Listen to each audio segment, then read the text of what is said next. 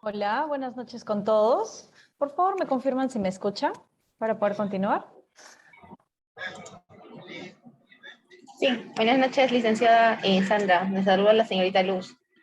A ver, un momentito para ¿Qué poder tal? compartir. Claro.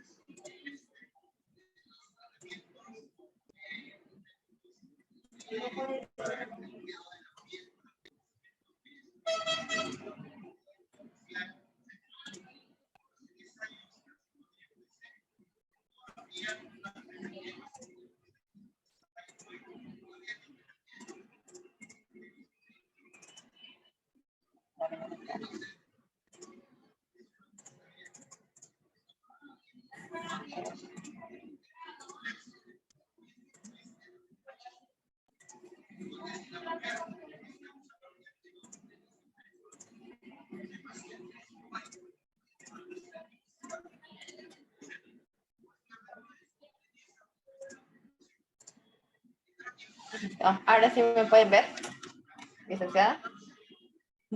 Sí, la puedo ver, la puedo ver. ¿Qué tal? ¿Cómo está? Buenas noches. Bueno, ante todo, buenas noches, licenciada. Buenas noches también con todos los que nos están viendo. Bien, en este caso estamos dando lo que viene a ser una pequeña introducción para lo que es la invitación a que se inscriban a la especialización urgencias y emergencias en la enfermería. Bien, en este caso, bueno, tenemos acompañándonos el día de hoy a la licenciada Sandra León, ¿bien? Es licenciada en enfermería, emergencista y también docente. ¿Bien? Entonces, licenciada, le doy pase a usted para que pueda hacer lo que es la introducción y la invitación a que se puedan inscribir. Muchas gracias. Claro. Bien, buenas noches, muchas gracias. Bien, buenas noches a todos los colegas que nos están viendo, que próximamente pues nos verán. Me presento, soy la licenciada Sandra León. Eh, Soy auditora en salud, soy proveedora CLS, BLS, por la Asociación Americana del Corazón, también proveedora AMLS, todo lo que es emergencias médicas avanzadas, por la NAEM, y también proveedora de PHTLS, que es el manejo de trauma también a nivel internacional. Sí, también estoy en el área, manejo el área de trauma prehospitalario, manejo de emergencias en Oleoducto Malvinas, ¿sí? Para Plus Petrol. Y bueno, docente también de urgencias, emergencias, en cursos específicos para minería.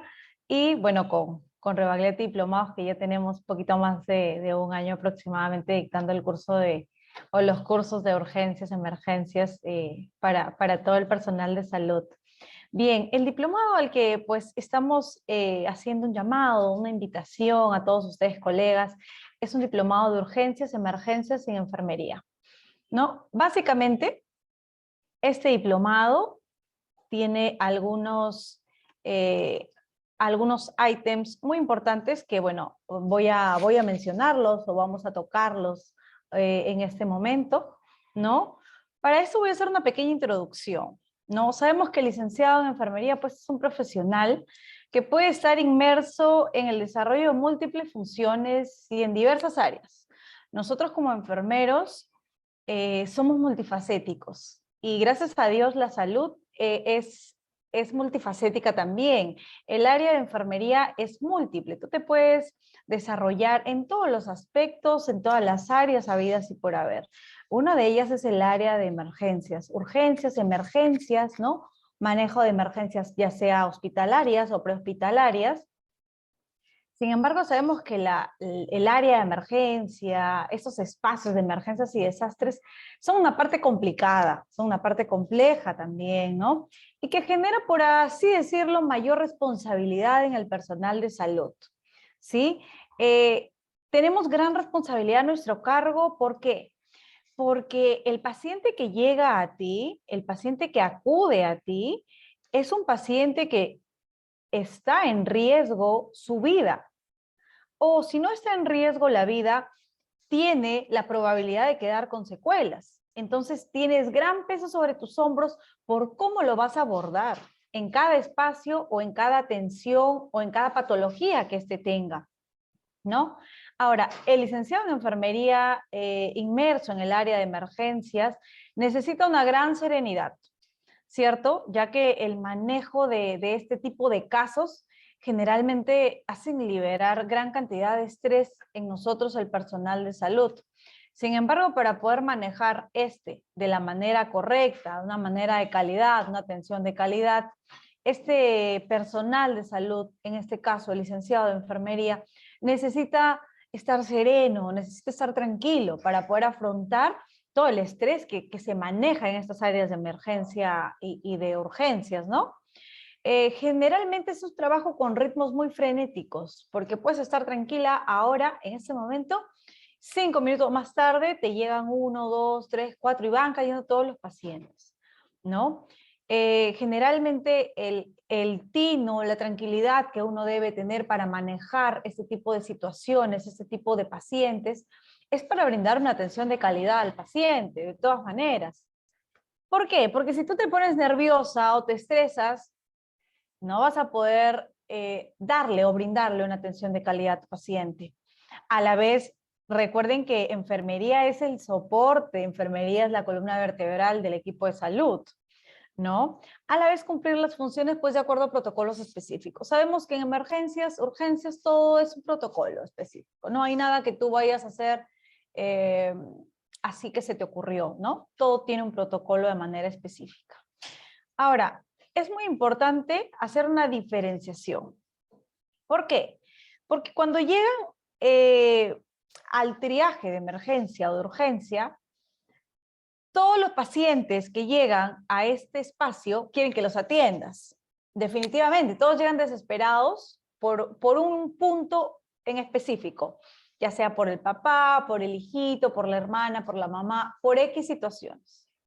Entonces, es muy importante que se sepa delimitar cuál es una urgencia y cuál es una emergencia. ¿Ok? Entonces, ¿qué nos dice la Organización Mundial de la Salud? Una urgencia es una situación de todas maneras fortuita que acaba de suceder, ¿sí? De manera imprevista, inesperada, en cualquier lugar o realizando cualquier tipo de actividad, ¿sí? La gravedad puede ser variable, que genera una conciencia de necesidad inminente de atención, ¿no? Para evitar que eso se complique.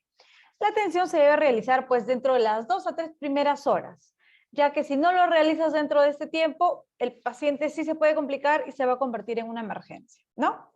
Ahora, la emergencia nos dice la Organización Mundial de la Salud, que es aquel caso en el que la falta de asistencia médica inmediata te conduciría a una muerte en cuestión de minutos, ¿no? Imagínate que llegue un paciente con una herida cortante en fémur y es un sangrado.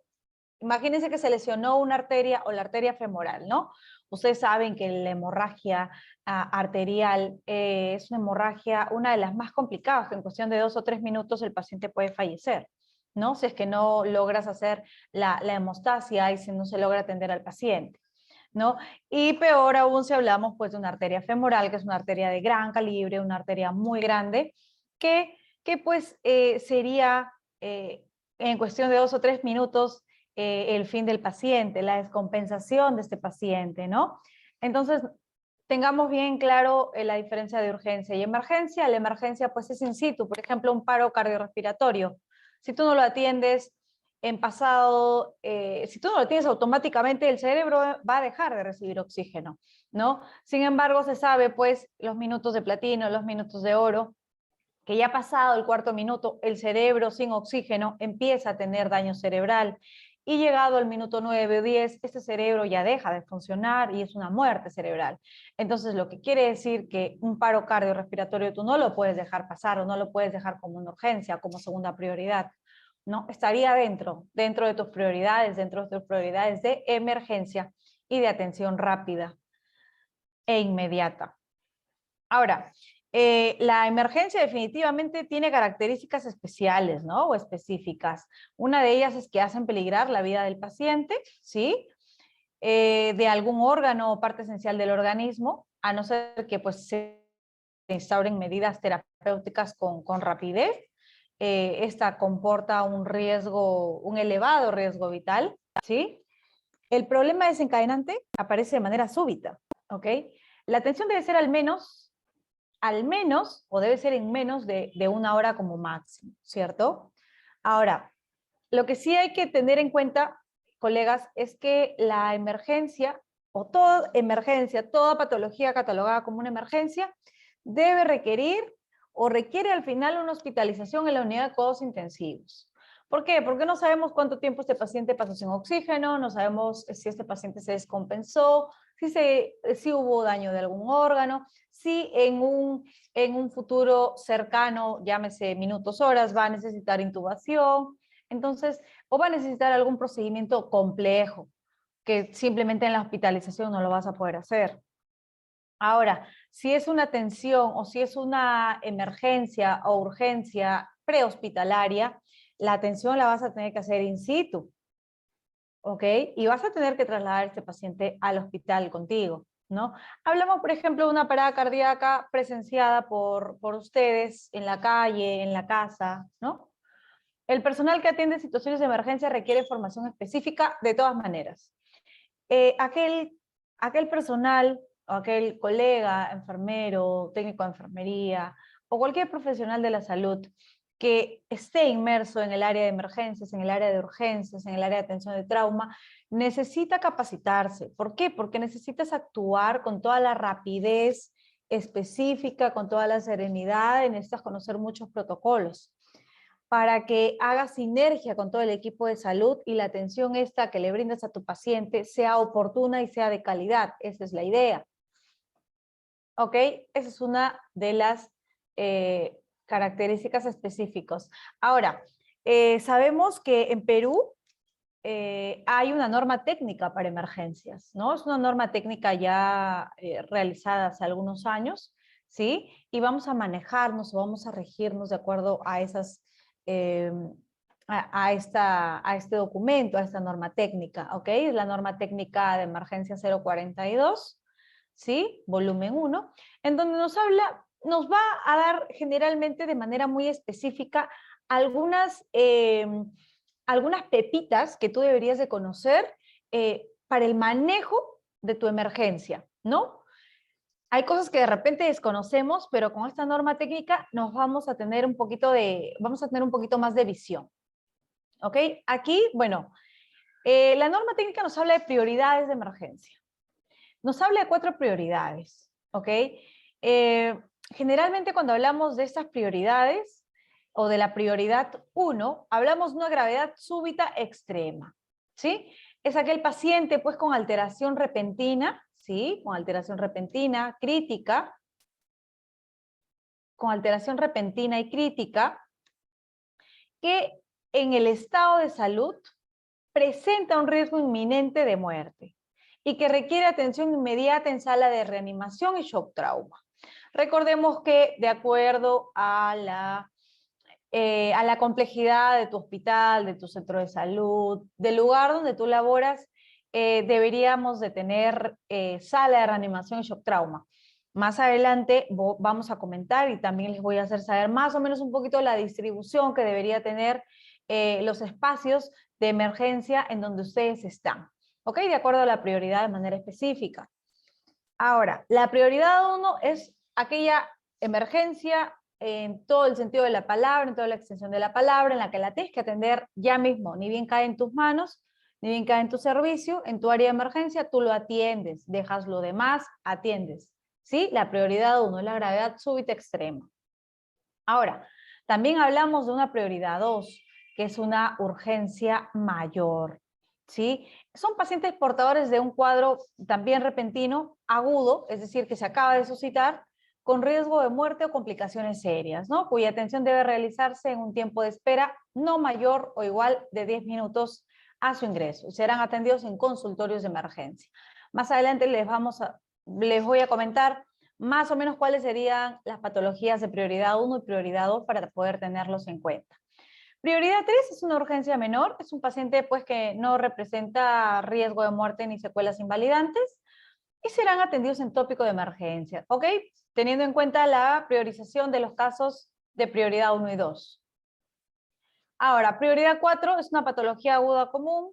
Vemos en las emergencias que llega la mamá con un niñito que está tosiendo muchas veces y le preguntas, señora, ¿desde cuándo está tosiendo su niño? Señorita, ya tiene 3 días y lo traes en la madrugada, ¿no? 2, 3 de la madrugada. Eso no es una emergencia, ¿no? Salvo el paciente esté desaturando, salvo el paciente esté con sibilantes, salvo el paciente esté con roncantes, con mucosas violáceas, ¿no? Que nos haría pensar que está o que no está recibiendo el oxígeno de manera adecuada, ¿ok? Es cuestión de evaluación. Entonces, la prioridad 4 es una patología aguda común. Es un paciente sin compromiso de funciones vitales ni riesgo de complicación inmediata y pueden ser atendidos en consulta externa. Ahora, esta norma técnica nos trae algunas definiciones operativas muy interesantes, las cuales también debemos ser conocedores de las mismas. Nos habla acerca de una emergencia médica y o quirúrgica, ¿no? Que es toda condición de manera inesperada que requiere pues atención inmediata al poner en peligro inminente la vida, la salud o puede dejar secuelas invalidantes en el paciente, ¿no?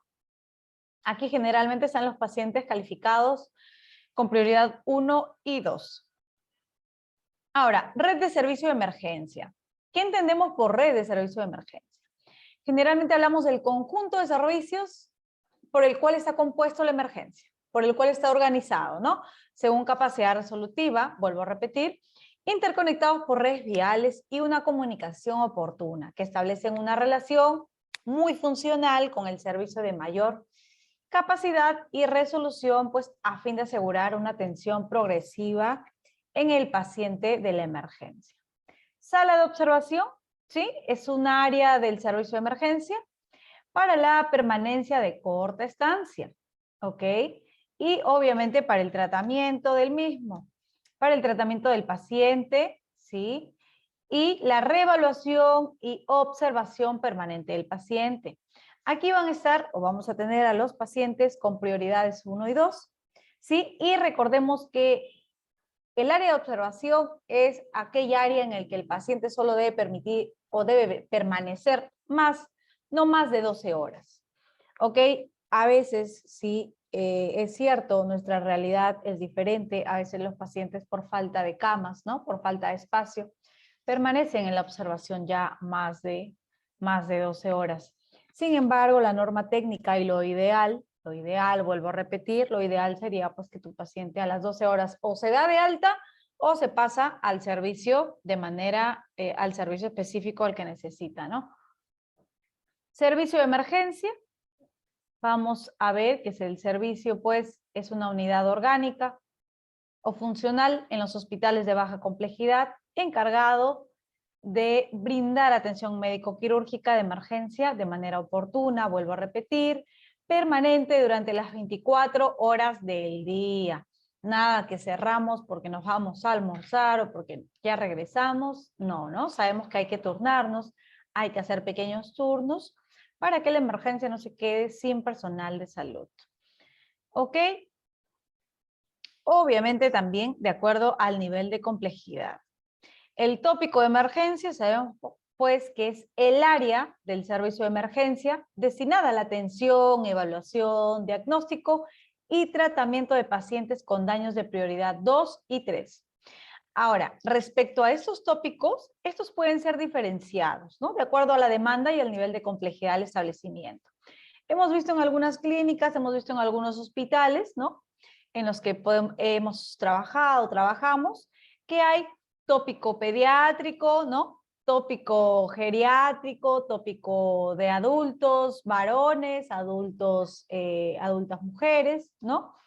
Está por servicio, por sexo inclusive. Triaje, recordemos que es el área del servicio de emergencia destinada a la evaluación inicial del paciente, en la cual se prioriza pues el daño y se decide la derivación para la atención en el caso amerite, ¿no? Por ejemplo, aquí nos encontramos, de acuerdo al caso o de acuerdo al hospital, quizá encontramos un médico general Y ese médico general dice, ah, no, esta emergencia le corresponde al cirujano, ¿ok? Hace la interconsulta, llama al cirujano y el cirujano lo atiende, ¿no? Pero siempre hay un primer filtro.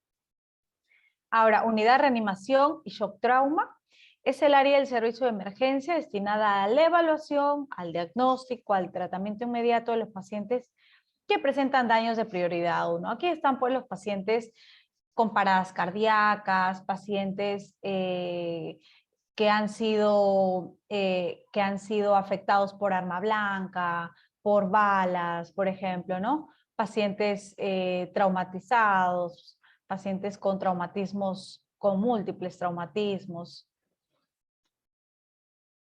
Ahora, a lo que iba, ¿no? Recuerden que siempre es interesante conocer esta parte, ¿no? Porque de repente dicen, oye, pero ¿por qué no tengo ese tópico? Oye, pero ¿por qué no tengo ese personal? Porque de acuerdo a la complejidad del hospital o del ambiente o de la clínica o del centro en el que tú estás, pues va a haber determinados profesionales y determinados servicios, de todas maneras. Entonces, acá nos dice la norma que los establecimientos de salud categorizados como 2.1, 2.2 y 3.1 y 3.2 deben contar con servicios de emergencia que funcionen las 24 horas del día durante todo el año. Cuando hablamos de 2.1 ya hablamos desde un hospital, ¿cierto? Cuando hablamos desde un nivel 2 a 2.1 hablamos de un hospital, ¿sí? Cuando hablamos de un 3 hablamos de hospitales de gran complejidad y cuando hablamos de un 3.3 ya hablamos pues de un instituto, ¿no? Institutos específicos como el INCOR, como el Instituto Oftalmológico, como el pediátrico, ¿no? El Hospital del Niño, por ejemplo, ¿no? Cuando hablamos de un 3.2, por ejemplo, hablamos del Rebagliati, del Almanzor de Chiclayo, ¿no? Por ejemplo, cuando hablamos de hospitales 2.1 hablamos, por ejemplo, de un hospital Belén, de Trujillo, de Lambayeque, ¿sí? Los establecimientos 3.1 y 3.2 podrán contar con servicios de emergencia diferenciado de acuerdo a la demanda que atienden, ¿no? Lo que les comentaba, son hospitales ya de mayor complejidad y pues estos hospitales sí se pueden dar el lujo de tener los tópicos por sexo, por edades, ¿no?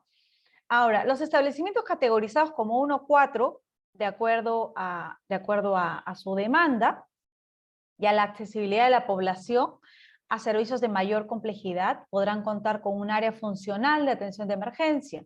La emergencia debe contar con un equipamiento necesario. ¿Qué quiere decir?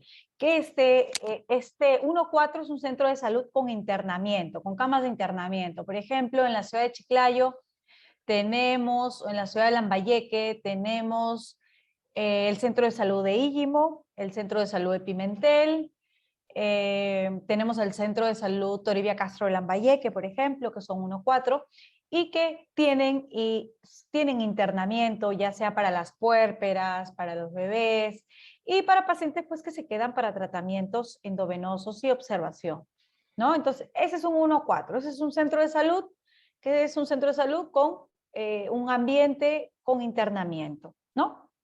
Ahora, como atiende emergencias, lo ideal es que el equipamiento obtenga el equipamiento necesario que permita una reanimación cardiopulmonar básica y avanzada y estabilización del paciente. Entonces, ¿qué quiere decir? Que debes tener las drogas mínimamente necesarias para poder atender una parada cardíaca. ¿Qué quiere decir? Que debes tener tu coche de paro, ¿sí? Debes tener tu coche de paro, adicionalmente un desfibrilador. Porque si te están diciendo, o la norma técnica te dice, que este 1-4 debe atender emergencias y debe estar preparado para tener un caso o atender un caso de reanimación cardiopulmonar básica y avanzada. Cuando hablamos de avanzada, hablamos ya pues de uso de un desfibrilador, de uso de medicamentos, ¿no? Uso de medicamentos para reanimación cardiopulmonar. Cuando hablamos de cardiopulmonar básica, solamente hablamos de la maniobra, de las compresiones, de las respiraciones, ¿no? O ventilaciones. Y si es que por ahí tienes un desfibrilador, ya sea automático o manual, pues también lo usas. Pero cuando hablamos ya del avanzado, ya tenemos que manejar medicación, para lo cual el personal también debería de estar capacitado definitivamente, ¿no? Entonces todo tiene un ciclo de manera específica, igual para poder ver los ritmos. Entonces, todo establece, ojo, aquí hay algo muy importante, ¿ah? Que a veces al personal de salud se le pasa, y más cuando es privado, ¿ok? La norma, y está dentro de la ley de salud y dentro de la ley de la ley de emergencia de 27604, ¿sí? Que todo establecimiento de salud, ya sea público o privado, está obligado a brindar atención médico-quirúrgica de emergencia a toda persona, a todo paciente que lo necesite, ¿sí? En el cual esté pendiendo de un hilo su vida o pueda tener secuelas. ¿Qué pasa, por ejemplo, si este paciente es un paciente con bajos recursos económicos y yo lo llevo a clínica X, a una clínica X, no voy a decir nombres, y esa clínica se niega a atenderlo? Esa clínica se está metiendo en problemas. Ojo que hay una superintendencia nacional de salud, ¿sí? Que es su salud, en el cual puedes colocar la queja correspondiente. Entonces no caigamos en eso nosotros como profesionales. Nosotros, colegas, como enfermeros, somos líderes en todos los ambientes, en todas las partes. Entonces, como líderes tenemos que actuar de acuerdo a una emergencia o urgencia. Todo establecimiento privado, público, no se puede negar a la atención de una emergencia, porque eso es un tema legal. Esto es un tema legal, adicionalmente a la ética que tú manejas, claro está. Ahora, los servicios de emergencia deben disponer la información para que el usuario sepa, ¿no? Relacionado a tarifas, rol del personal, visitas de familiares, estado de salud del paciente y otras que correspondan. Aquí sí voy a hacer un hincapié así chiquito nada más. Nosotros como enfermeros siempre somos los, ¿cómo lo llamo? Somos como los dueños de casa, ¿no? Muchas personas de aquí me van a dar la razón. Nosotros como enfermeros somos prácticamente los jefes en el área, ¿no? Los médicos dicen, jefa, ¿usted qué opina? Jefe, ¿usted qué dice? Jefe, ¿no? Entonces hay bastante respeto, bastante consideración por parte de todo el equipo. Entonces, utilicemos esa consideración que hay en el equipo para llevarlo hacia el paciente. ¿Por qué? Porque me he dado cuenta que nos hemos vuelto poco empáticos, chicos.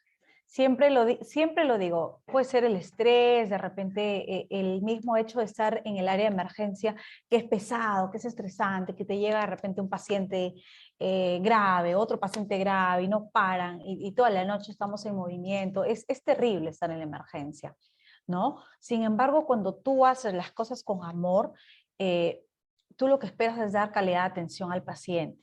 Sin embargo, no nos olvidemos, chicos, colegas, de la familia que está afuera preocupada por su paciente. Por favor, no nos cuesta ser un poquito más empáticos y tratar de darles, yo sé que nosotros no debemos darles información, para eso está el médico. Sin embargo, por ahí una frase de aliento, por ahí me doy una vueltita y trato de comentarle algo dentro de mis posibilidades, ¿no? O, señor, estamos haciendo todo lo que está a nuestro alcance, tranquilo, estamos atendiendo a su paciente, por favor, guarde la calma, su paciente está en buenas manos, ¿no? He visto muchos colegas que nos hemos vuelto poco empáticos con el familiar. Recordemos que Dios no quiera, cualquiera de nosotros pudiese estar en esa situación. Y la verdad, a mí sí me gustaría que mi familia sepa cómo estoy, o sepa que me están dando la atención específica, o toda la atención debida, no lo sé. Pero eso es un pequeño llamado de atención para no perder nuestra parte espiritual, más que nada, con el paciente, con la familia, nuestra parte humana, ¿no? Con la familia del paciente. Ahora, el paciente, pues, que se atiende en el servicio de emergencia tiene derecho a recibir la información, ¿no? Oportuna. Sobre todo acto, procedimiento diagnóstico terapéutico realizado o por realizarse si su condición clínica lo permite. Si no lo permite, de todas maneras con el apoderado, si es menor de edad con el padre o con el familiar más cercano que lo haya llevado a a la emergencia. El acceso al servicio de emergencia debe ser directo, ¿no? La emergencia debería estar conectada con la pista, con la vía pública, ¿sí? Y debería estar próximos a la unidad de cuidados intensivos, centro quirúrgico, centro obstétrico, servicio de patología clínica y definitivamente diagnóstico por imágenes. ¿Ok? El médico que brinda atención a una persona por herida de arma blanca o herida de bala, accidente de tránsito, o por causa de otro tipo de violencia que presuma la constitución un delito, o cuando existan algún indicio de que esta paciente hay o pudo practicarse un aborto, está obligado a poner el hecho de conocimiento de las autoridades competentes, generalmente por la policía. Y también tenemos esos pacientes que no autorizan algún procedimiento, ¿no? Y que quizá ese procedimiento pende la vida del paciente, ¿no? Entonces, o acto quirúrgico, o una transfusión sanguínea, por ejemplo, con pacientes de algunas religiones que no permiten la transfusión sanguínea, ¿no? Y siendo esta una intervención de emergencia, hay que comunicar a un representante del Ministerio Público para que quede constancia, ¿sí? De que el familiar o el apoderado se niega a hacer el procedimiento o lo que se considere necesario para salvarle la vida, y el familiar y un cercano que esté ahí también de la familia deben firmar la exoneración de responsabilidades. Nunca se olviden, eso es un tema legal, entonces nosotros debemos de cuidarnos las espaldas por ahí. Espero que este es un pequeño corte de la norma técnica, ¿sí? 042, de la norma técnica del manejo de emergencias, ¿sí? Aquí generalmente nos da algunas patologías de manera específica que serían la prioridad 1, ¿no? Las que se atienden de manera inmediata en sala de reanimación y shock trauma, ¿sí? Tenemos aquí un paro cardiorrespiratorio, un dolor torácico precordial, ¿sí? De posible origen cardiogénico, con o sin hipotensión, dificultad respiratoria, con presencia de polipnia, taquipnia, tiraje sibilante, estridor y cianosis, ¿no? Lo que les comentaba.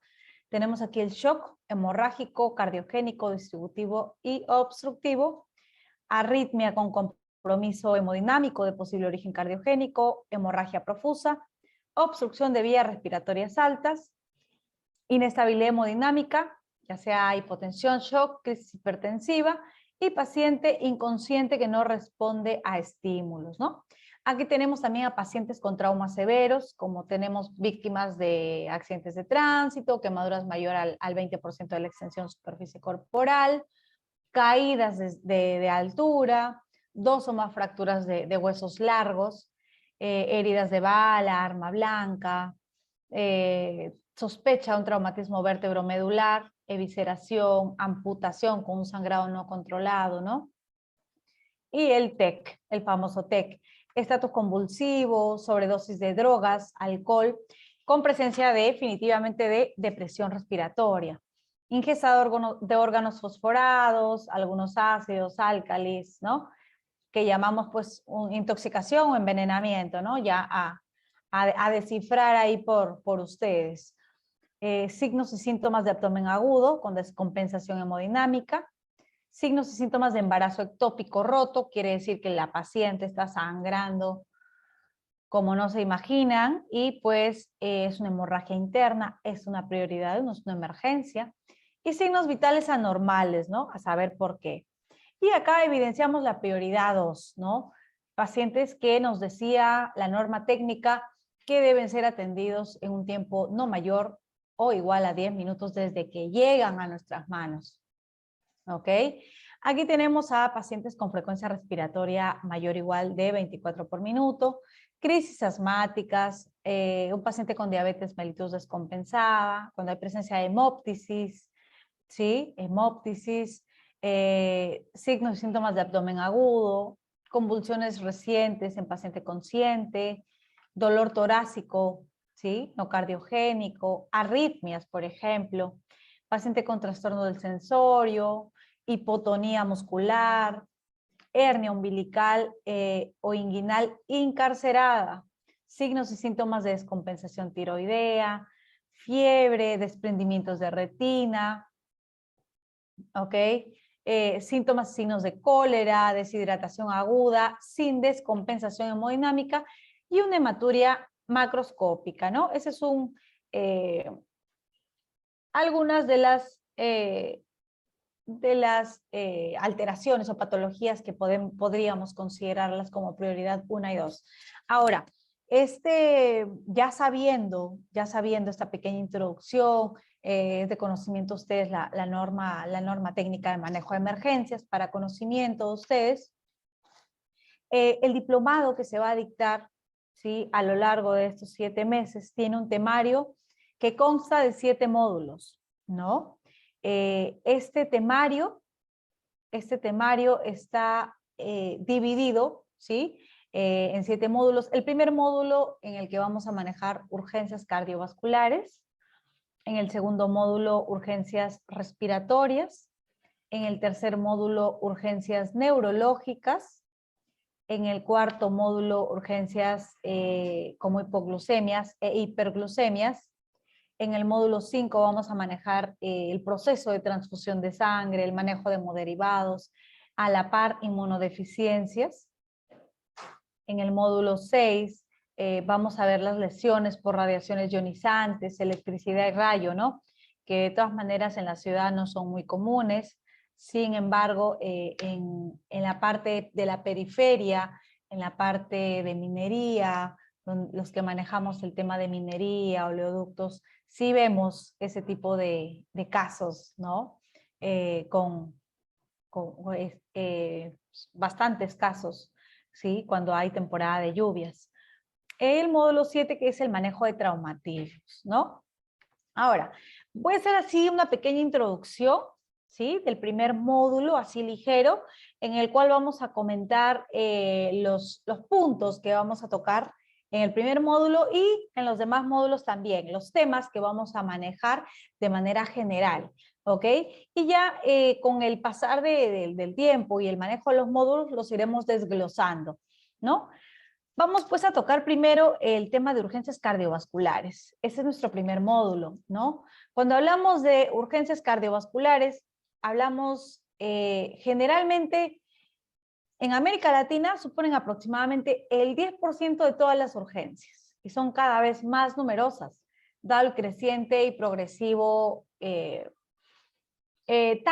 tasa de envejecimiento, de envejecimiento de la población, ¿no? Y 2, adicionando bastante los estilos de vida que ahora las personas presentan, ¿no? Cabe señalar también que son las urgencias más frecuentes en la atención primaria y su gravedad es muy importante dado que muchas de esas tienen un desenlace no favorable en el paciente, llevándolo a la muerte, ¿no? Ahora, en los Estados Unidos, que es un referente gigante del manejo de las enfermedades cardiovasculares o de las atenciones cardiovasculares, las enfermedades coronarias, incluyen los ataques de corazón, son la primera o son la causa 1 de 7 de cada, una muerte de cada 7 decesos que hay en ese país, ¿no? Pero muchas de esas muertes se podrían evitar pues actuando rápido. Hablamos de un manejo prehospitalario de calidad. Recordemos que Estados Unidos pues es un pionero en este tipo de cosas, pero nosotros estamos en América Latina. En Perú se maneja muy poco la atención prehospitalaria. En Perú se maneja, la atención prehospitalaria es muy pobre aquí en Perú, ¿no? El manejo de emergencias prehospitalarias es muy pobre. Creo que algunos años atrás, no recuerdo, 6, 7, probablemente salió el SAMU, o se implementó el SAMU, ¿no? Que es el Servicio de Atención Móvil de Urgencia, en algunas partes del Perú. En Lima sí lo manejan, todavía no al 100%, pero sí lo manejan. En Trujillo también de manera regular. En Chiclayo, no que yo sepa. En algunos departamentos del país sí manejan la atención prehospitalaria, ¿no? ¿Qué quiere decir? Que tú llamas, pues, en el caso de Estados Unidos, llamas al 911. Si no mal recuerdo, el SAMU en el Perú es el 100, 16.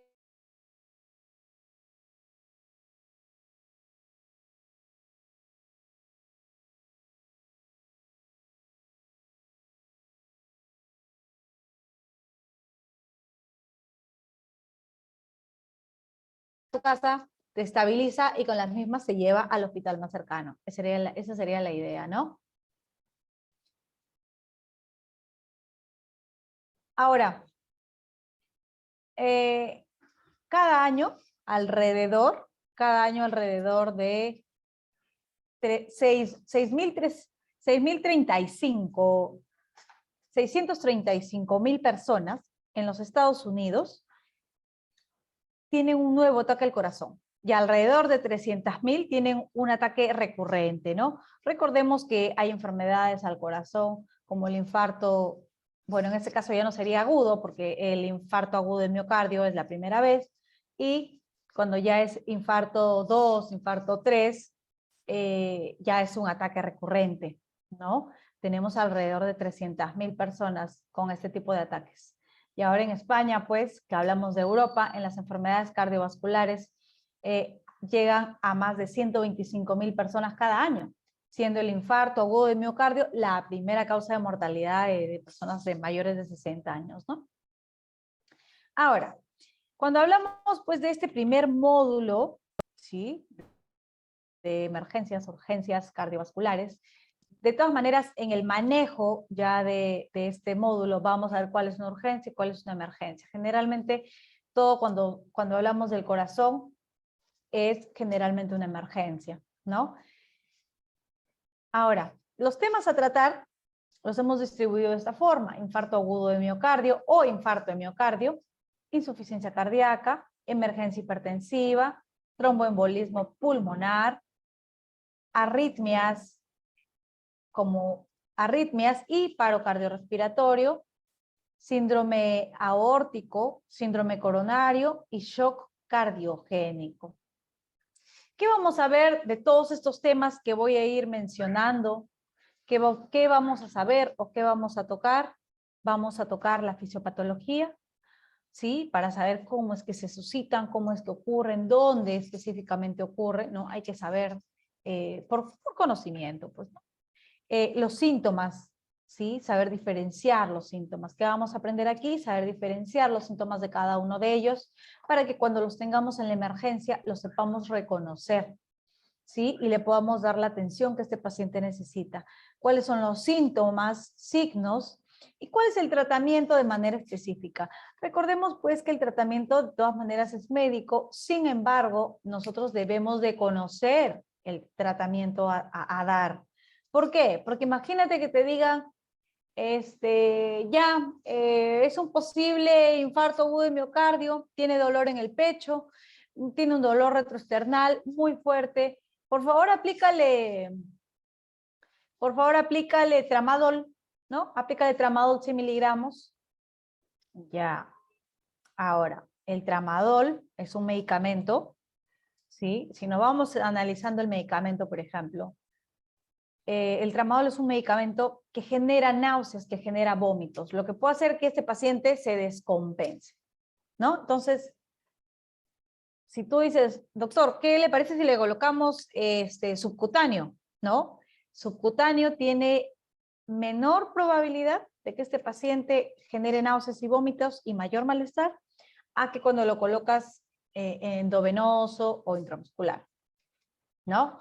Endovenoso sería, entonces, claro, está bien, colócale subcutáneo, ¿no?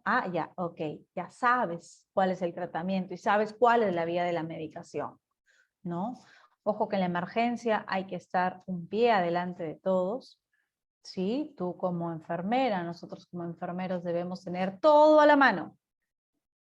Por ejemplo, en mi caso, llaman a mi tópico, tenemos un paciente con dolor en el pecho, se irradia por el brazo izquierdo, se irradia por la mandíbula, no puede respirar, mareo, sudoración. Ya, listo, posible infarto. Ya, ¿qué tengo? Que tengo mi medicamento para el dolor, oxígeno, o sea, todo para mis signos vitales, todo listo para mi vía, tengo todo listo para que cuando mi paciente llegue yo lo abordo. ¿Ok? Entonces es muy importante saber siempre el tratamiento que le vas a dar a tu paciente de acuerdo, no porque tú se lo vayas a indicar, pero eres parte del equipo, eres parte del proceso y tú eres la que vas a administrar el tratamiento. Entonces, tienes que saber cómo hacerlo, por qué vía hacerlo y tienes que saber pues, los cuidados específicos de esa medicación. Ahora, también vamos a ver el abordaje y los cuidados de enfermería frente a esa patología. Esa va a ser la técnica de trabajo de este diplomado y de todos los módulos, ¿sí? Esos van a ser los pasos. Vamos a ver un poquito de fisiología, de anatomía, para poder identificar y ver bien dónde se suscita toda la enfermedad, toda la alteración o la patología, ¿sí? Adicionalmente, pues cuando llega tu paciente, evaluarlo y checar signos y síntomas, el tratamiento que se le va a dar y nuestro abordaje como personal de enfermería, ¿ok? Porque al final el médico evalúa y se va. Al final el paciente se queda contigo, ¿cierto? Siempre es así, el paciente se queda contigo. Eso ya lo sabemos, ¿ok? Ahora, eso es por el lado de las urgencias y emergencias cardiovasculares.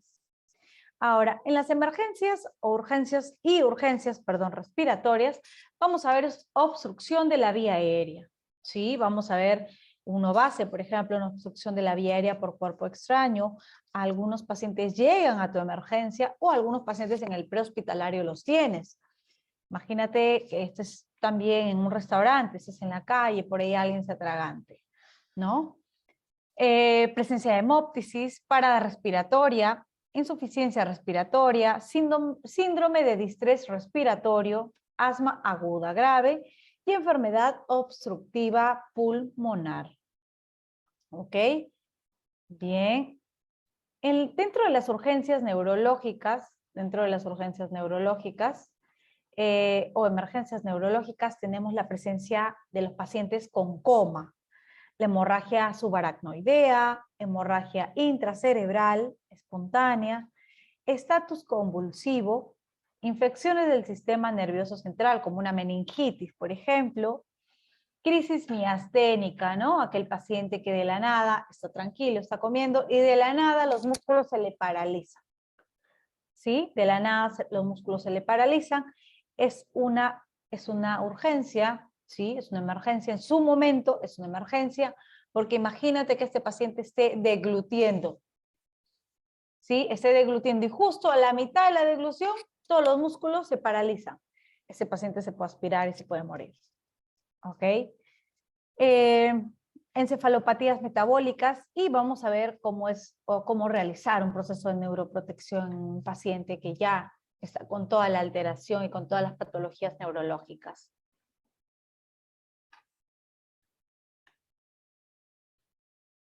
Hipoglucemias e hiperglucemias es el siguiente módulo. ¿Sí? Aquí generalmente vamos a ver algunas urgencias endocrinas, como la cetoacidosis diabética, ¿sí? El coma o el estado hiperosmolar, vamos a ver la diferenciación entre ambas, ¿sí? Y la hipoglicemia. Recordemos siempre que la diabetes es una enfermedad, muy progresiva, ¿no? Que empieza de repente de un momento a otro y en el otro momento y la azúcar se te subió por las nubes, vas a terminar en un coma diabético o en una cetoacidosis diabética, y recuerden que cada vez que pasa eso va a haber daño cerebral. Entonces, es muy importante también atender con calidad y atender rápidamente a este paciente que acude a nuestra emergencia por este tipo de alteraciones. Y la hipoglicemia. Recordemos, por favor, siempre que es mucho más peligroso, siempre dicen los expertos en esta área, es mucho más peligroso que el azúcar se te sube que el azúcar baja, porque el azúcar baja le colocas una dextrosa de 33, perdón, un bolo de dextrosa de 33 y la azúcar va a subir y el paciente va a volver a recobrar, ¿no?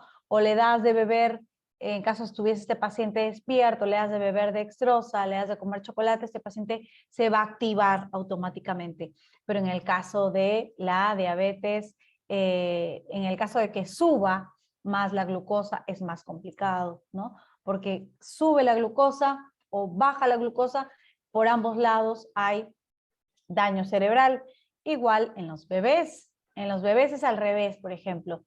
Cuando este bebé está hipoglicémico, hay mayor probabilidad de que ese bebé sufra daño cerebral, ¿no? Por eso dicen, este bebito llora mucho, ¿qué pasa? A ver, sácale una tirita reactiva de azúcar para ver qué pasa, ¿no? La glucosa en el piso. Ese bebito puede presentar daño cerebral, entonces hay que tener bastante cuidado. Recordemos que siempre todas las edades al límite, ya sea adultos mayores o recién nacidos, niños, pequeños, siempre es más complicado, es más complejo de manejarlos y hay que tener bastante ojo, porque los adultos mayores, algunos están ya con alteraciones mentales y no te dicen qué les pasa, ¿cierto? Y los niños, los bebitos, pues tampoco te hablan, tampoco te dicen. Entonces nosotros como enfermeras de emergencia hay que estar mucho ojo con estos pacientes, ¿ok? Mucho ojo. Ahora, cuando hablamos pues de transfusión sanguínea, hemoderivados, inmunodeficiencias, sabemos que para hacer una transfusión sanguínea hay que hacer todo un ritual, ¿sí? Todo un ritual, hacer exámenes de manera específica, preparar a nuestro paciente, preparar mi sangre, ¿no? Para yo poder transfundir a mi paciente, colocar otra vía de gran calibre, no se la puedo colocar en la misma vía de mis medicamentos, preparar a mi paciente, temperar la sangre que voy a colocarla. Entonces, es todo un procedimiento muy específico. Y recordemos que algunos pacientes pueden hacer reacción alérgica. Y esa reacción alérgica es una emergencia. ¿Por qué? Porque es una reacción alérgica en la que el cuerpo activa todas las células, todos los linfocitos. Estos atacan y empiezan a cerrar mucosas. Empiezan a cerrar mucosas y el paciente va a empezar a toser, va a empezar a tener dificultad respiratoria, inclusive puede entrar en una parada cardíaca o respiratoria, ¿no? Lo que nos llevaría a una emergencia propiamente dicho. Entonces, gracias a Dios en los años que tengo como enfermera nunca he tenido alguna reacción, ¿no? Nunca he tenido alguna reacción, pero siempre pues hay protocolos específicos para poder hacer una buena transfusión sanguínea y mi paciente esté o permanezca estable mientras yo realizo la transfusión sanguínea, ¿no? Adicionalmente hay enfermedades como inmunodeficiencias específicas, ya sean las adquiridas o las congénitas, que también en algún momento se presentan y se puede alterar con algún tipo de otras patologías, ¿no? Aquí, por ejemplo, en este módulo vamos a ver fisiología de la coagulación, vamos a ver la púrpura trombocitopénica trombótica, vamos a ver la trombocitopenia, vamos a ver el manejo de anticoagulantes, también vamos a ver un poco de medicina transfusional, ¿sí? Aquí vamos a ver especificidades para realizar una transfusión sanguínea de manera adecuada, de manera correcta. Y vamos a tratar el tema de inmunodeficiencias congénitas y adquiridas, ¿no? Congénitas, pues, son aquellas patologías con las que ya el paciente nace y crece con las mismas, ¿no? Y adquiridas quiere decir que en alguna parte de su desarrollo adquirió esa enfermedad o se desarrolló esa enfermedad en un momento dado de la vida de ese paciente, ¿no? Ahora, también vamos a hablar de lesiones por electricidad y rayo. Cuando hablamos de estas lesiones por electricidad y rayo, es muy interesante. A mí me gusta bastante porque son pocos los pacientes que en algún momento vas a tener y vas a poder ver. En realidad en la ciudad, como comentaba, no hay mayor cantidad de pacientes. ¿Por qué? Porque las personas que vivimos en ciudades donde no llueve y no cae rayos, entonces nunca vas a ver un paciente de esos, ¿no? Sin embargo, por ejemplo, cuando yo trabajaba en mineras, trabajé en Minera Quellaveco hace algún tiempo, más o menos a 3.500 metros a nivel del mar. Ahí hay tormentas eléctricas, ¿no? Ahí hay tormentas eléctricas. Ojo que también hay pararrayos, definitivamente, por protocolo, pero no falta por ahí una persona que está caminando como Juan por su casa. Cuando hay tormentas eléctricas en este tipo de lugares, lo que hacen es lanzar una alerta roja, ¿sí? Una alerta roja. La alerta roja es de que nadie puede estar caminando bajo la lluvia, nadie. Si estás a medio camino, te regresas o ubicas la parte más cercana para ponerte a buen recaudo. Pero tu cabeza no puede estar a cielo abierto. ¿Por qué? Porque cabe la probabilidad, y pese a los pararrayos, cabe la probabilidad de que te caiga un rayo. Y pues esto es bien complicado, bien complicado. La lesión por electricidad y rayos son bien diferentes. Las lesiones por rayos tienden a provocar arritmias, ¿sí? Y disfunción cerebral.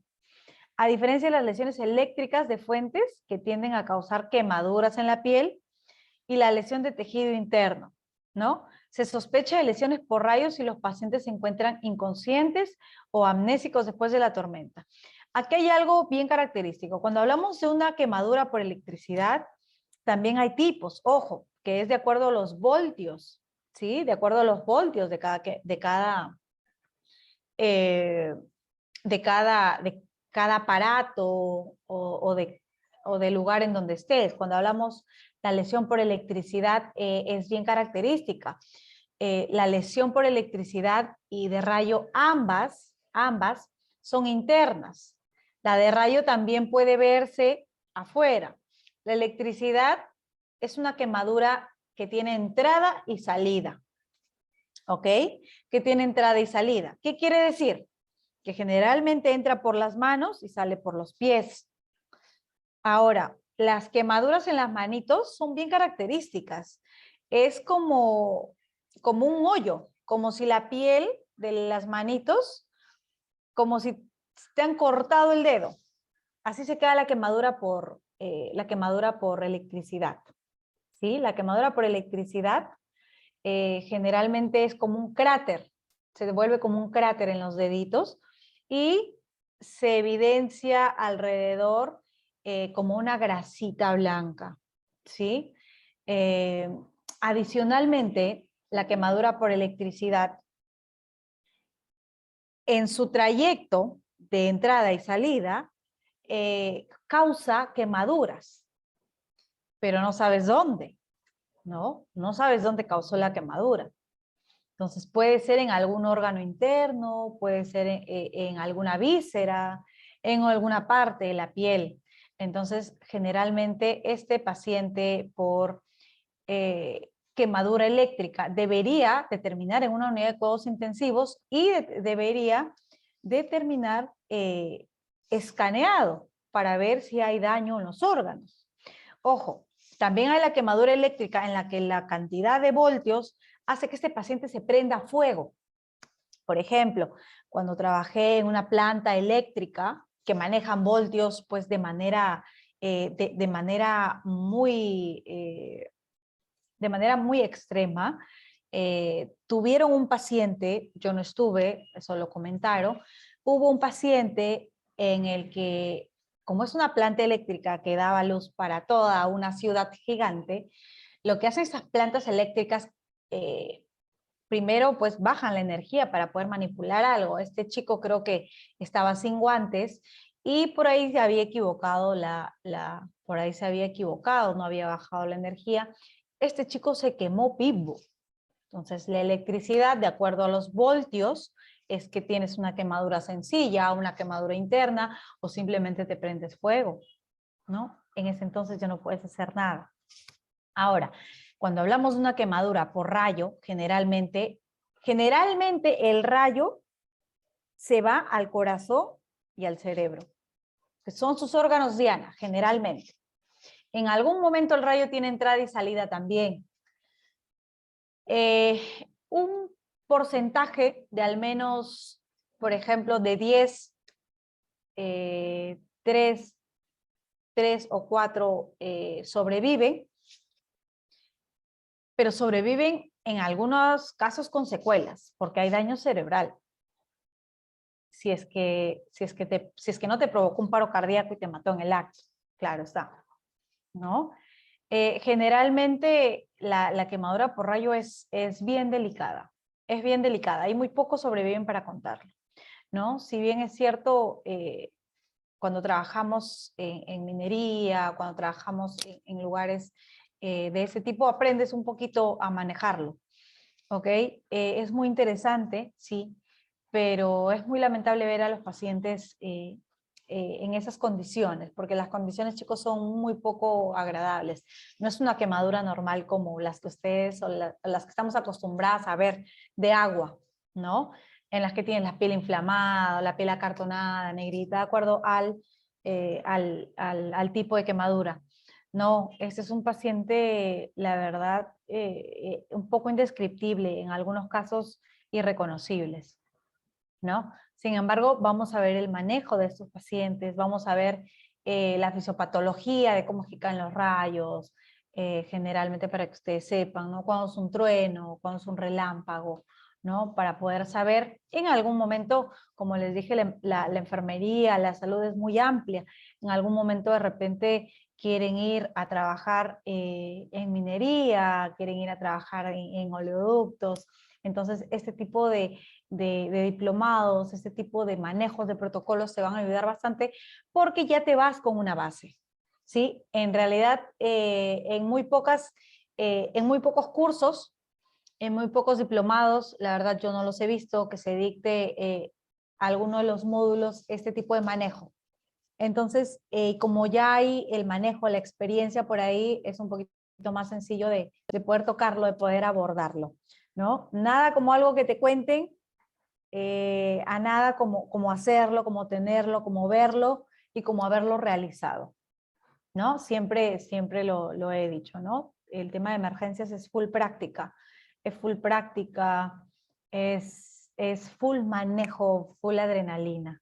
Entonces, si ya que estamos aquí, pues aprendamos este tipo de manejos. Ahora, en el manejo de traumas o manejo de traumatismos, a mí me gusta mucho porque en el rubro en el que yo estoy manejo bastante el tema de traumatismos y es otro mundo en realidad, chicos. Es otro mundo a que llegue. Ustedes se han dado cuenta cómo llegan los pacientes de accidente de tránsito a tu emergencia. Ustedes se habrán podido dar cuenta. Es un paciente que llega con el brazo por acá, con la pierna por acá, ¿no? Es un paciente que solo lo traen como una bolsita de cualquier cosa, ¿no? Es lamentable cómo manejamos en la ciudad, cómo se realiza el manejo de traumatismos. No hay una estabilización de trauma, no hay un manejo de trauma de calidad del paciente.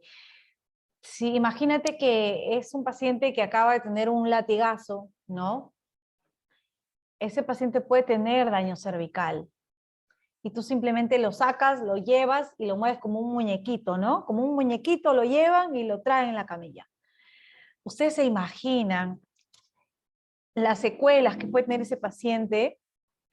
Ustedes se imaginan, chicos, la secuela que puede tener este paciente en un futuro muy cercano. De repente le rompes las cervicales o lo terminas de matar cercenándolo o lo dejas cuadripléjico o por ahí lo dejas cojo, inválido, tan solo no por el choque que tuvo, sino por el manejo que tuvo o por el traslado o por el transporte que tuvo desde cuando lo ubicaron hasta cuando lo llevaron a tu emergencia. Probablemente no es tu culpa, tú lo recepcionas como tal. Yo estoy segura de que ustedes lo recepcionan y a la par pues estabilizan columna cervical, ¿no? Estabilizan los traumas o el traumatismo que ese paciente tenga, ¿no? Sin embargo, ya el mismo hecho de que el paciente haya tenido un traslado espantoso, un traslado de poca o nada calidad, ya es un precedente, es un factor de riesgo para que este paciente tenga tenga algún tipo de secuela, algún tipo de alteración, que tú o el equipo con el que estés trabajando no va a poder ayudarlo. Entonces, nos falta un poco más de cultura respecto a eso. Sin embargo, nos estamos capacitando, nos estamos orientando para, para, poder, eh, para poder dar lo mejor de nosotros. Ahora, ¿qué vamos a tener aquí? Miren, vamos a manejar este tema de traumatismos, ¿sí? Vamos a manejar diversos traumatismos, ¿sí? Pero lo vamos a manejar como la guía del PHTLS, que está dictado por la NAEM, ¿no? Que generalmente es el Centro de Manejo de Trauma de América del Norte, que es con el que nos guiamos en Perú. Latinoamérica se guía con, por ejemplo, en el manejo de cardio, o en el manejo de paradas cardíacas, o en el manejo, todo lo que es cardiovascular, lo manejamos o lo tocamos por la Asociación Americana del Corazón, por la AHA, ¿no? Por la American Heart Association. Entonces, igual vamos a tocar la parte del diplomado de cardiovascular, vamos a manejarlo con las guías de la Asociación Americana del Corazón, las guías que salieron en el 2020, ¿sí? Y información que tenemos pues del portal de la AHA del 2021 también. Lo vamos a manejar con eso, y en el manejo de traumatismos vamos a manejarlo con las guías del PHTLS, ¿ok? Que eso sería lo ideal. Adicionalmente, la mayoría de patologías que vamos a manejar, lo vamos a manejar con guías ya establecidas, con guías internacionales con las que trabaja Perú, con las que trabaja Latinoamérica. Entonces vamos a aprender un solo idioma, ¿ok? Ahora, cuando hablamos de traumatismos, vamos a hablar acerca de la fisiopatología de trauma, ¿no? De la respuesta fisiológica de trauma, la atención inicial del paciente politraumatizado. Generalmente lo vamos a abordar desde la parte prehospitalaria para conocimiento de ustedes. Yo no sé, probablemente tengamos o tenga colegas en este diplomado que estén inmersos en la parte de prehospitalario y también en la parte hospitalaria. Entonces, voy a tratar de abordar los temas en ambas partes, ¿sí? En ambas partes. Cuando toque hacerlo prehospitalario, lo vamos a hacer un abordaje prehospitalario, y cuando toque hacer hospitalario, ¿sí? Vamos a hacerlo en ambos, ¿sí? Para saber hasta dónde podemos llegar de manera prehospitalaria y hasta dónde podemos llegar de manera hospitalaria, ¿no? Que ya hospitalario pues es el límite, y ahí lo tenemos. Entonces aquí vamos a manejar y vamos a ver la fisiopatología del trauma, respuesta fisiológica del trauma, atención inicial del paciente politraumatizado, el shock hipovolémico. Recordemos que en un paciente politraumatizado, adicionalmente a los huesos rotos, fracturados, esguinzados, luxados que pueda haber, adicionalmente a eso, sabemos que hay hemorragia, ¿sí? Sabemos que hay hemorragia, ¿sí? Y entonces sabemos que hay descompensación y por ende shock hipovolémico en el paciente, ¿sí? Vamos a ver el trauma torácico, el manejo y los diversos abordajes del trauma torácico, ¿sí? Los diversos abordajes, los diversos diagnósticos en el trauma torácico, en el trauma abdominal. Recordemos que el abdomen es una parte fundamental en el organismo, ya que es una parte específica en donde hay muchos órganos, y órganos vitales, porque imagínate que tengas un paciente con ruptura hepática, el hígado es demasiado sangrante, el hígado sangra exageradamente, y definitivamente sin hígado no puedes vivir. Vives sin vesícula, vives sin vaso, pero sin hígado, complicado que puedas vivir. Entonces recuerdo en algún momento haber tenido un paciente en pediatría, hace algunos años cuando trabajaba en el área de hospitalización pediátrica. Tuve un paciente por un traumatismo abdominal. Trabajé en la parte de ceja de selva, y ahí la gente cría sus animales, ¿no? Tienen animalitos y este chico, este joven, no recuerdo, tenía 9 o 10 años, este pequeño, había estado, según lo que refiere la abuela, porque vivía con la abuela, según lo que refiere la abuela, había estado molestando al toro, a un toro gigante, eso es lo que nos decía la abuela. Al final, este toro lo golpea con el asta, con los cachos, y le rompe el vaso. Lo que hace el toro es golpear el abdomen del niño y le causa un traumatismo abdominal. Bueno, hasta que llegó al hospital y se le hizo una ecografía, una radiografía, no se supo qué era el vaso, ¿no? Pero el niñito llegó un papel, llegó muy pálido, su hemoglobina estaba en 5, había perdido mucha sangre. Recordemos también que el vaso es un órgano muy grande y por ende también muy sangrante. ¿Ok? Entonces lo que hicieron a este pequeño para salvarle la vida, porque ya se nos iba, lo que hicieron a este pequeño, transfundirle sangre, transfundirle al menos 2 o 3 unidades de sangre, recuerdo, ingresó a sala, le extirparon el vaso y solo así le pudieron salvar la vida, ¿no? Eso fue un trauma abdominal muy interesante que pude evidenciar, ¿no? En ese entonces. Ahora, los traumatismos cráneoencefálicos graves, ¿no?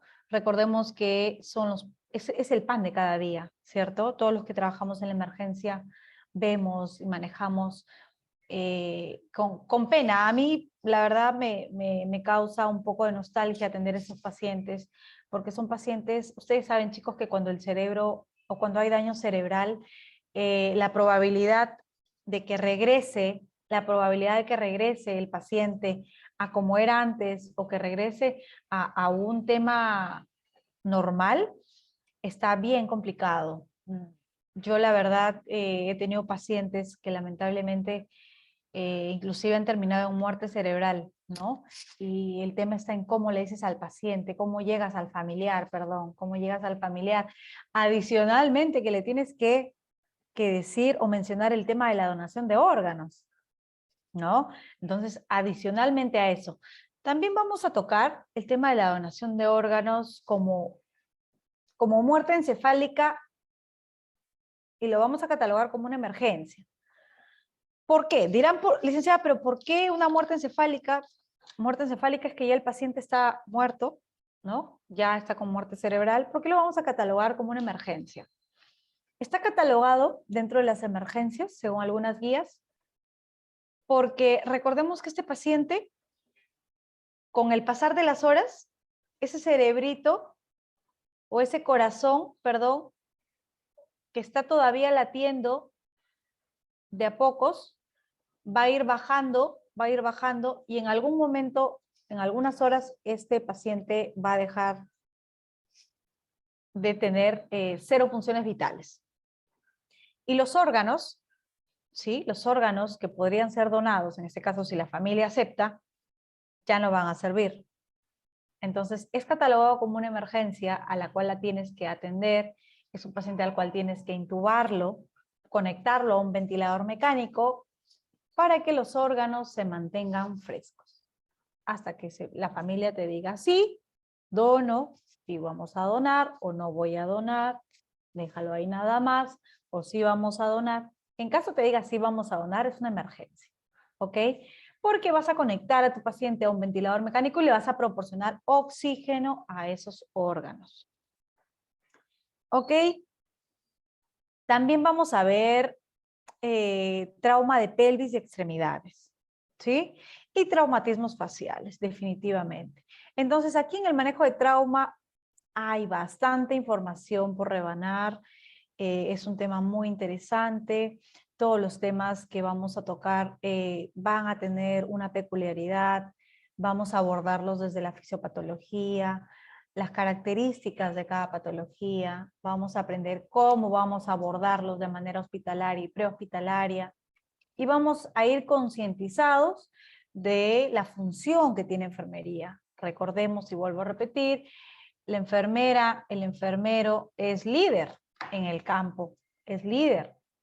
Y siempre debemos estar un pie adelante del equipo, ¿no? Entonces tú tienes que ser el soporte del personal de salud de tu equipo, el soporte de tu equipo. Tú eres el soporte. Adicionalmente, ¿por qué? Por ejemplo, cuando yo estoy de guardia con mi compañero de guardia, con mi médico, estamos en la ambulancia, por ejemplo, ¿no? Cuando van a hacer trabajos de electricidad o de altura y tenemos noche, turno noche, por ejemplo, lo que hace mi médico es, dice lo siguiente, son sus palabras. Licenciada, usted descanse, por favor, porque al final la que va a poner la vía y la que se va a asegurar de que el paciente viva es usted. ¿Cuánta razón tiene? ¿Cuánta razón tiene?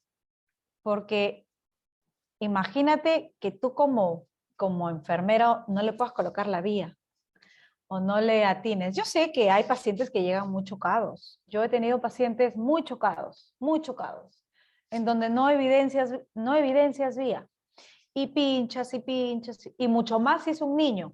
Me podrán decir ustedes, colegas, me podrán confirmar ustedes. Cuando yo llegué a mi área de pediatría hace algunos años, me mandaron al área de pediatría, licenciado, usted va a entrar a pediatría. Yo la verdad me sentía mal porque no veía las venas de los niñitos, no veía las venas. Y yo decía, ay Dios, ¿y ahora cómo voy a hacer? Sin embargo, todo es cuestión de aprendizaje, todo es cuestión de manejo, todo es cuestión de práctica, ¿sí? Todo es cuestión de práctica. Entonces, siempre, chicos, la recomendación para atender una emergencia es estar serenos. Si tenemos problemas en casa, los dejamos afuera. Estemos preparados, siempre hay que estar preparados, hay que estar leyendo, innovando. Por ejemplo, las guías del AJA cambiaron hace poco, algunas cositas cambiaron en el manejo de trauma, ¿no? Cómo vas a colocar, cómo vas a hiperextender el cuello en caso sea una fractura cervical o una posible fractura cervical. Hay dos maniobras, cómo lo vas a hacer, cómo vas a hiperextender el cuello en caso no sea fractura cervical. Hay varias cositas. La emergencia es muy amplia, el manejo de emergencias, de patologías es muy amplia, siempre debemos estar presentes, siempre debemos estar ahí innovando, estudiando, ya que nosotros somos líderes, chicos, somos líderes en el tema del manejo de enfermerías, del manejo de emergencias. Bien, chicos, ha sido un gusto, colegas, compañeros, ha sido un gusto darles algunas pepitas, un resumen de lo que va a ser este diplomado súper interesante, el manejo de urgencias y emergencias, ¿sí? Yo los invito a que sigan inscribiéndose, a que podamos llevarlo juntos, ¿sí? A que podamos llevarlo juntos, ya que vamos a aprender los unos de los otros, vamos a aprender bastante. Yo sé que todos tenemos experiencia en diversos aspectos y por ahí de repente manejarlo a su realidad, ¿no? Ya que comentábamos y comentaba las guías y la norma técnica te habla de complejidades, ¿no? Te habla de instituciones de acuerdo a tu complejidad. Yo puedo entender que aquí, por ejemplo, tengamos colegas que trabajan en periferia, en centros de salud, colegas que trabajan en hospitales 2.2, 2.1, o colegas que trabajan en hospitales un poco más grandes quizá, con mucha más experiencia en el manejo y solo quieren afianzar conocimientos. Entonces, es un constante aprendizaje. Todos aprendemos aquí, estamos para ayudarnos, para enseñarnos y pues seguir con nuestra capacitación, que es lo importante, ya que el tema de enfermería, el tema de salud, recordemos que siempre va cambiando, y todo lo hacemos por nuestros pacientitos, ¿no? Toda esta capacitación constante, todos esos cursos, es para brindar una atención de calidad a nuestros pacientes. Así que, colegas, están cordialmente invitados a este diplomado de urgencias y emergencias en enfermería, y pues conmigo será hasta un próximo Hasta un próximo reencuentro para poder tocar los temas. Muchas gracias.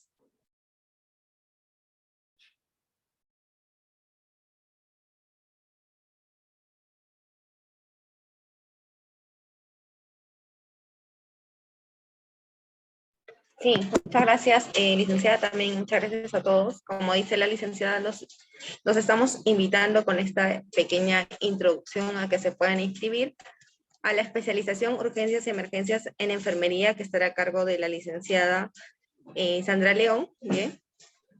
En todo caso, pueden inscribirse, cualquier información que deseen, pueden escribirnos por nuestras páginas.